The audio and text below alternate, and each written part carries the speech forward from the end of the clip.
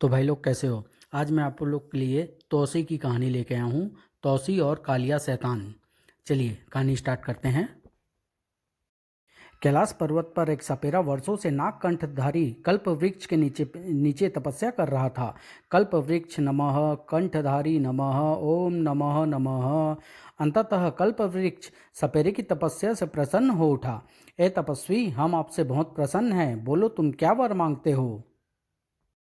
हे कल्प वृक्ष, मैं एक सपेरा हूँ और कालिया मेरा नाम है। मैं तुमसे रुद्राक्ष का वरदाना मांगता हूँ, जो नागकंठ के नाम से जाना जाता है, जो इंसान को फौलाद बना देता है और ब्रह्मांड में केवल शंकर भगवान के गले की शोभा बढ़ाता है। मुझे वही नागकंठ चाहिए। तथास्तु। कालिया की रुद्राक्ष नागकंठ मिल गया। अब संसार में मुझसे बड़ा सपेरा कभी पैदा नहीं हो सकता और ऐसा कोई सांप नहीं जिसे मैं बस में नहीं कर सकता। सबसे पहले मुझे पृथ्वी के सर्वश्रेष्ठ नाग बस्ती का सरदार बनना है, जहाँ मंडोक सरदार है। कोई भी विषधर अगर मुझे डसेगा तो नागकंठ उसे पिघलाकर पानी बना देगा। हा हा। मैं हर सांप का आका बन गया और मेरा शरीर फौलाद बन गया। मैं सांपों में इतनी दहशत पैदा कर दूंगा कि सांप तो क्या, इंसान भी नाग देवता की बजाय मेरी पूजा करने लगेगा। कालिया नाग बस्ती पहुंच गया। अरे देखो तो, कालिया कितने वर्षों बाद आ रहा है। कोई क्यों भाई, क्या कोई विशेष प्रकार का सांप पकड़ने गए थे या किसी नाग रानी से विवाह रचाने निकल गए थे। देखो तो, दाढ़ी वाड़ी बढ़ा के कैसा मजनू बन के आया है अपना कालिया। आज के बाद तुम मेरा मजाक नहीं उड़ाओगे, मेरी पूजा करोगे। मैं सांपों का देवता कहलाया जाऊंगा। ठाक ढिसुम तड़ाक। मेरे कदमों में गिर कर माफ़ी मांगो, नहीं तो चिड़ चिर फाड़ दूंगा। कालिया बड़ा बलशाली हो गया है, हमें माफ़ कर दो कालिया। अब मैं मंडोक से निपटता हूँ। पहले मैं उसके सभी गुलाम सांपों को खा जाऊंगा। नाग बस्ती का सरदार अपने घर में 1,000 सांपों के साथ मौजूद था। नाग बस्ती के सरदार मंडोक, देख कालिया आया है। आओ कालिया, क्या कोई सांप पकड़ कर लाए हो या फिर खाली हाथ आए हो। मेरे खाली हाथ तुमसे दो दो हाथ करने आए हैं। मैं तुम्हारी हत्या करने आया हूँ। क्या बकते हो, यह मुंह और मसूर की दाल। सावधान मंडोक, तुम्हें मार कर मैं सरदार बनने वाला हूँ। जान बचा सकते हो तो बचा लो। तड़ाक तड़ाक ढिसुम ढिसुम। ए मेरे 1,000 सांपों, इस कालिया को ऐसा सबक पढ़ाओ कि यह कभी नाग बस्ती में कदम न रखे। फुस फुस, क्रींच क्रींच खींच। लो डसो मुझे, नहीं तो मैं तुम सबको कच्चा ही खा जाऊंगा। जिन सांपों ने कालिया को डसा सब पानी बनकर पिघल गए। फुस फुस। ओह, यह तो सचमुच कोई अलौकिक शक्ति बन गया है।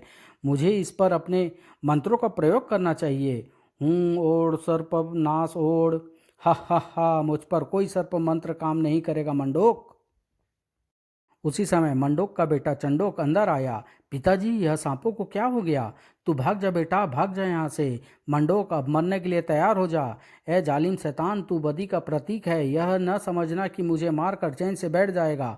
एक दिन तेरी मौत कुत्ते की मौत जैसी होगी। कर हा हा हा। हा, मैं नाग बस्ती का सरदार बन गया। आ, इसने मेरे पिता को मार डाला, मैं इसे जिंदा नहीं छोड़ूंगा। तड़ाक।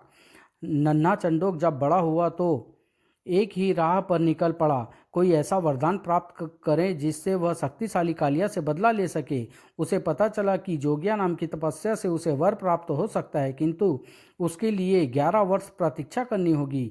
चंडोक ने 12 वर्ष की आयु से तपस्या शुरू कर दी।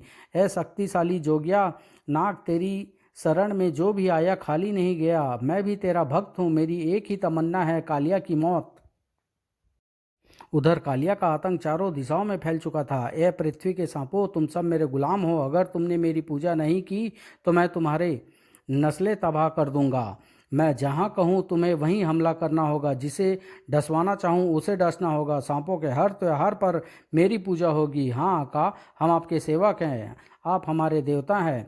बस अब एक जोगिया नाग बाकी रह गया, जो मणिधारी है और अपनी पाताल बाम्बी से बाहर नहीं निकलता।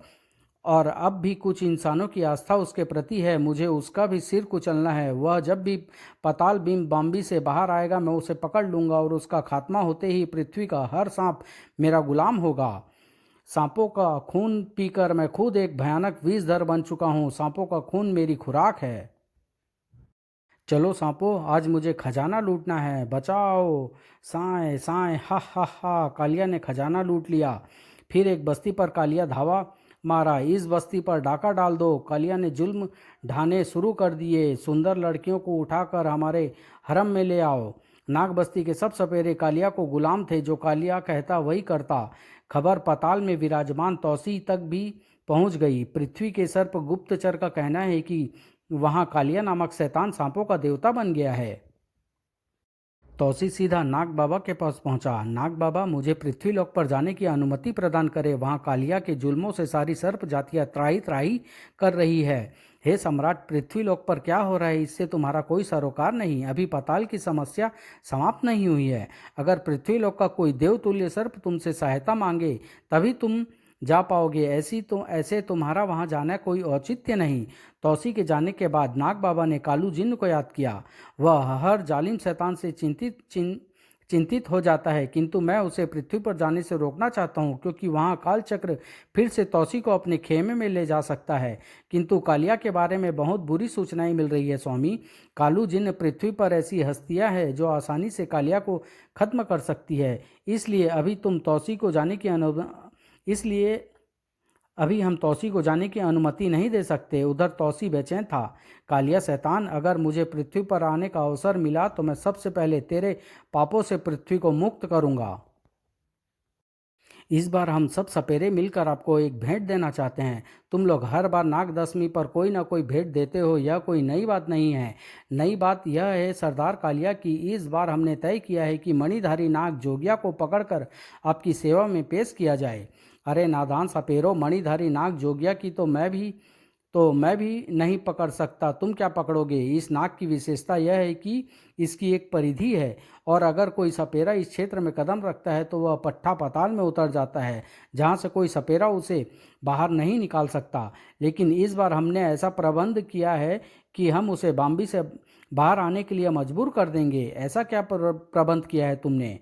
है एक युक्ति जो इस बार कारगर साबित होगी। अगर तुम लोग उसे बाहर निकालने में सफल हो गए तो फिर पकड़ भी हो जाएगी। मैं तुम सबको दौलत से माला माल कर दूंगा। और सपेरे जोगिया नाम को पकड़ने निकल पड़े। पाताल में तौसी का दरबार लगा था। हे सम्राटों के सम्राट, पृथ्वी का नाग जोगिया दरबार में उपस्थित होने की अनुमति चाहता है। उपस्थित किया जाए।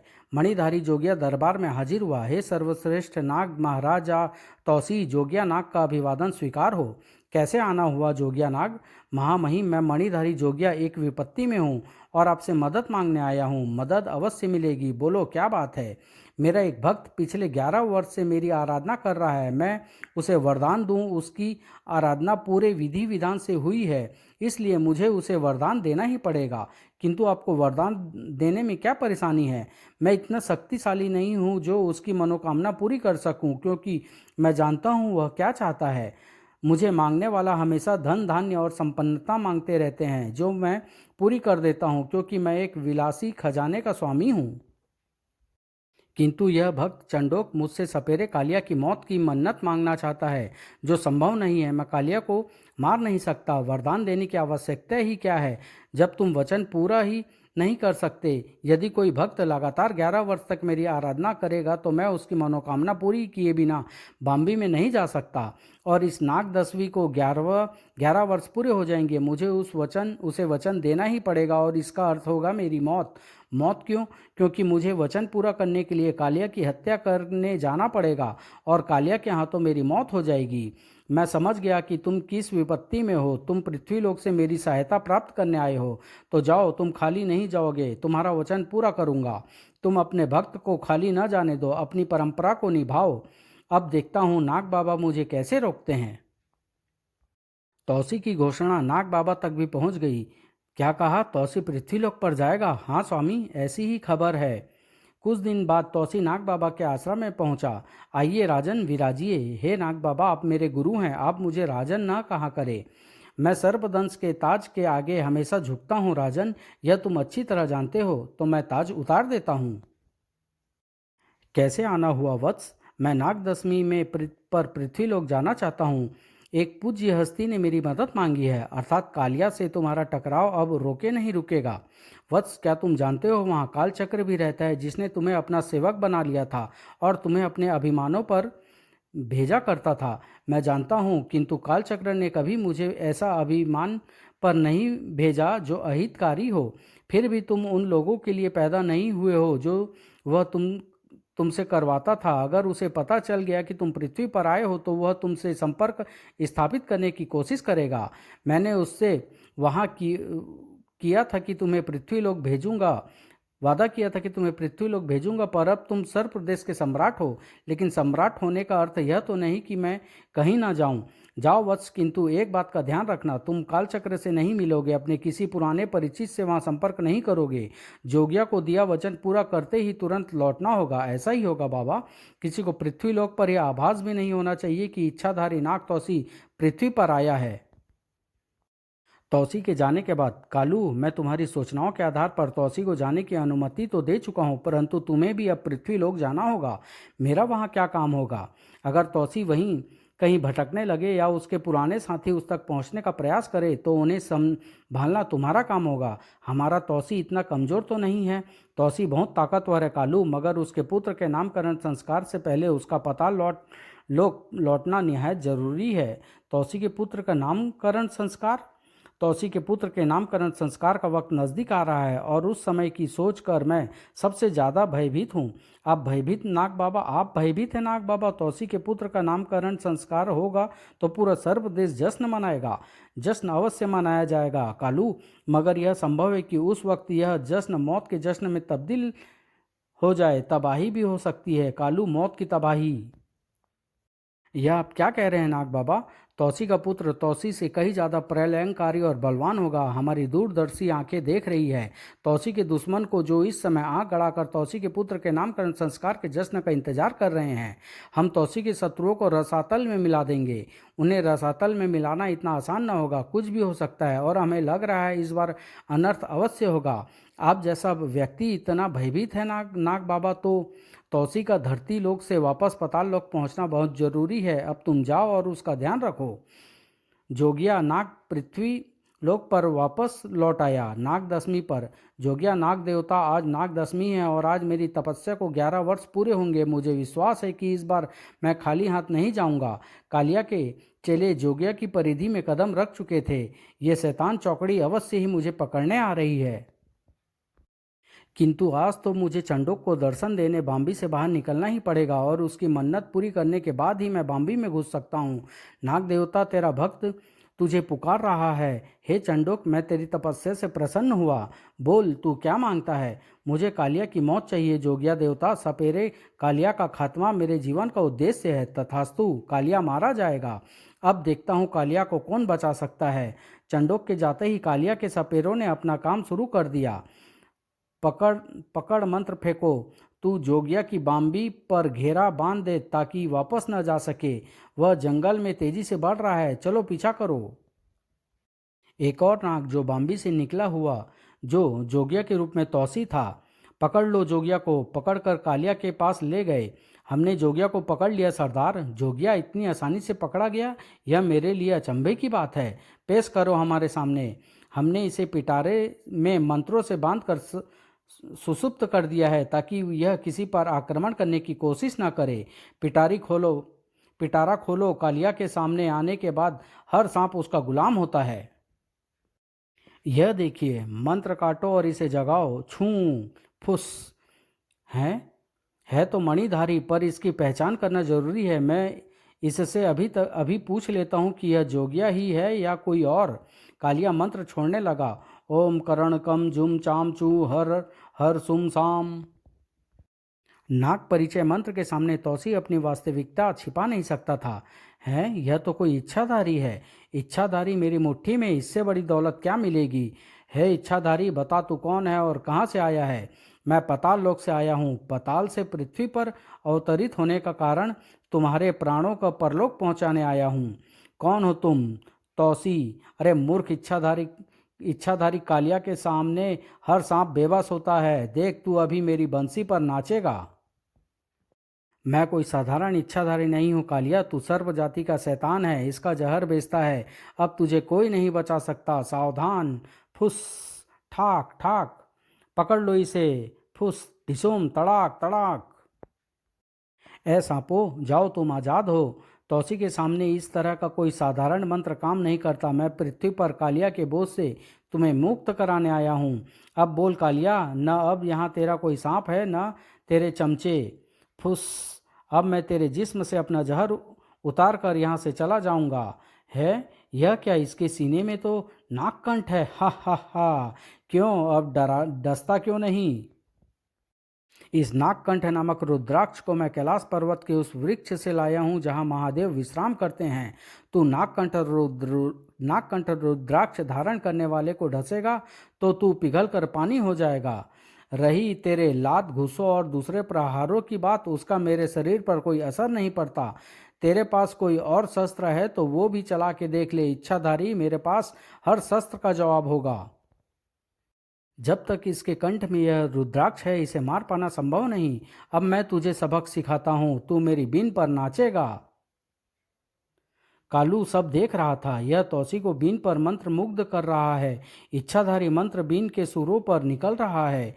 तौसी इस धुन पर सम्मोहित हो जाएगा। इससे पहले मुझे कुछ करना होगा। मैं ऐसा व्यू चलाता हूँ कि जो मैं कहूँ उस पर यह विश्वास करे। इसके गले में पड़ा नागकंठ रुद्राक्ष तभी उतर सकता है जब यह खुद उतार कर दे। पहले इसका ध्यान भंग करने के लिए सुंदरी का रूप धरता हूँ। कालू ने एक सुंदर नारी का रूप धारण किया। हे सुंदरी, तुम कौन हो? मैं स्वर्गलोक की अप्सरा रंभा हूँ और तुम्हारी शक्तियों पर मोहित हूँ। क्या तुम मुझसे विवाह करोगे? स्वर्गलोक की अप्सरा, मेरे तो भाग ही खुल गए। ए रंभा, तुम्हें तो मेरी पत्नी बनना स्वीकार है? वाह क्या!